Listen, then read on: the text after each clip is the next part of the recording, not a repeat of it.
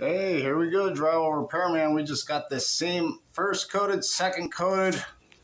I haven't caulked in the angles because they're starting to separate from the wood trim. It's ready. You can see this texture here is called a skip trowel. It's a real rough texture. Depending on your region, you may have different textures. If you're lucky, you have a smooth texture. If this was a smooth texture, you would just probably do a nice tight third coat or a tight fourth coat and call it smooth. But we're gonna go ahead and do a skip trowel on this. The mud's already setting up, so it's ready for a texture. I'm just using a 6-inch knife and joint compound. It's kind of heavy because it's a real heavy skip trowel, but it's done by hand, just with regular joint compounds. We're just gonna texture this up. I also have the main video of fixing this repair on my channel. So go ahead and jump in, subscribe, and watch the video on how to fix a patio seam stress crack like this. I have several videos on my channel. Most of the videos are like this: drywall repairs, stress cracks, patches, stuff like this. This is more of an introductory short video just to introduce myself and the channel. This is just drywall repair process. Watch and learn type videos, easy stuff that you could probably do yourself. At least you could scrape the mess and get it ready for a drywaller to save you some money, and then hire a professional. Some of these jobs I do make look easy, but there is a little to it that meets the eye. There's a lot of mudding. Mudding is an art. Texture matching is an art. There's a real rough texture, nothing special on these patios. Like I said, out here we call it a skip trowel. But yeah, we're gonna go ahead and get this skip troweled up. And then once we get it all textured up, you let your joint compounds at least dry 24 hours.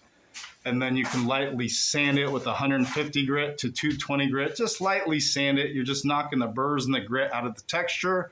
Helps blend in the repair to the existing ceiling or wall area. And then primer. You always primer with a PVA drywall sealer or a Kills sealer primer.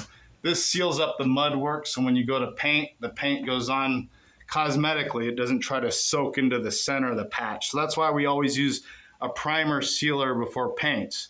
So if you're gonna do drywall repairs and paint yourself, always use a drywall sealer before paint. If you're gonna hire a painter, make sure that he uses a drywall sealer beforehand. Sometimes it's easier just to buy the product and have it on the job so you know the painter uses it. They always say, no, I got my own stuff I use. I use a paint and primer in one. No, you need to use a drywall sealer, PVA drywall sealer. And that's an advice tip from a licensed drywaller. I always recommend it. It'll save you a lot of headaches and troubles on your painting project. Well, I'm gonna go ahead and get this skip troweled, and then once we get it skip troweled, that's it. All right. Yeah, so I got it all textured. Nothing special here, just a skip trowel, feathered it out past our mud work to help blend in the existing. Really rough, heavy skip trowel. I like doing these hand textures because I don't have to put it down a bunch of plastic. You're just gonna have to let that dry overnight. You don't have to paint it the next day, but eventually you wanna get a primer on it. The sooner the better. At least give it 24 hours or so to fully cure. Lightly sand it, primer, then paint. You can let it go weeks, maybe months, but you just want to seal it up. Don't procrastinate. Just get it sealed up and painted. And also the best thing on these patios when it's outside is use like a gloss, expensive, high quality exterior paint on these patios. Rule of thumb out here, at least because it's so hot, is every 5 to 8 years I would do fresh paint on a patio. It's not like a house that can go decades without paint. The drywall seals it up. As you can see here, it's starting to get splotchy. So fresh paint on these patios will help seal them up, protect them from the elements. If you're gonna have sheetrock outside, you're gonna have to protect it with high quality exterior paint. Don't use cheap paint on patios or exteriors because it's more of a sealer and protectant for your home. But yeah, that's just a basic repair, seam repair on a patio, crack repair. I have several videos on these. I'm also gonna be making a full-length video on the actual repair process of this whole seam. So go ahead and jump in the channel And I'll be on, I think, stress crack seam repair playlist. I have several playlists on fixing cracks, stuff like that. Pretty much it's the same process, but some of the jobs vary. This one I got lucky. I was able to dig out the old tape. Some jobs you're not able to get the old tape out, then you have to V-notch it.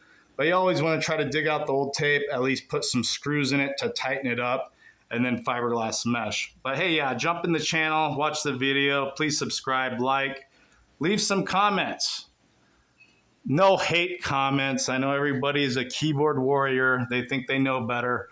But yeah, I'm actually out here on the field working, so you could criticize, but you know, I'm out here working and you're out over there judging. So not all people are judgmental. You know, I do get a few people in my comment section and I just delete them. But you know, I'm here for the people that have a positive attitude. I'm here to help you. I'm not here for critics. No matter what, I have to do drywall tomorrow. So I'm just making these videos to help you guys out to see the process.